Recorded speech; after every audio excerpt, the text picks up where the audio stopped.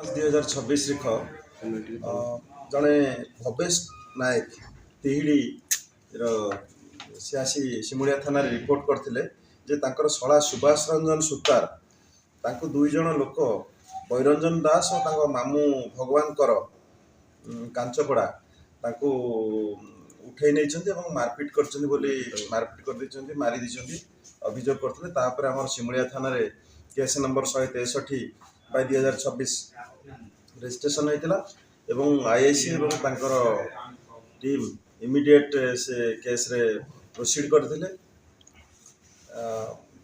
हमर दुई जण अक्यूज ताको अप्रिहेंड करा हला एवं तांकर जो वेपन ऑफ ऑफेंस गोटे लाठी रस्सी जहाँ जहाँ व्यवहार करथिले सेगुड़ा सब जब्त करा हिची एवं आज तां कोर्ट चालान करा होछि। काहे सर आक्रमण करले तांकर किछि पारिवारिक तांको सहित प्रोब्लेम थिला जहाँ को नहीं कि ये भगवान करो एवं बैरंजन दास तांको रस्सी रे बांधी के असल्ट करथिले एवं से इंजर्ड होला परे तांको किछि स्थानीय लोक प्रथमे शिमुलिया सीएचसी को माने नै जाइथिले चिकित्सा करबा पई शिमुलिया सीएचसी रु तांको भद्रक मेडिकल को शिफ्ट कराइथिला जोठी कि से तांकर डेथ हो जाइथिला।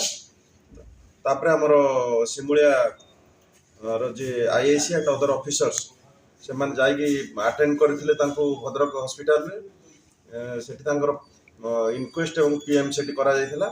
तापरे हमर अक्यूज दि जण को इमीडिएट विदिन 24 आवर्स अरेस्ट करा हिची एवं आज कोर्ट चालान करा। अन्य कोई सहयोगी अछंती ना केवल सेही दुई जण वर्तमान हमर तो इन्वेस्टिगेशन चलीची इन्वेस्टिगेशन एबे सुधा हमर से दुई जण को हम अरेस्ट करिचु।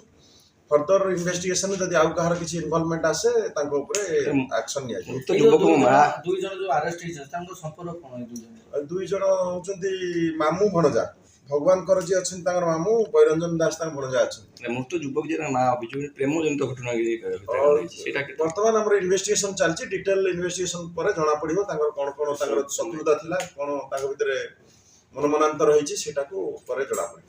ये जो आक्रमण है केवल बाड़ी रे आक्रमण ना अलगा किछि एबे सुधा हमें पाइचु रस्सी एवं बाड़ी रे तांको असल्ट करचंदी रस्सी रे बांधी की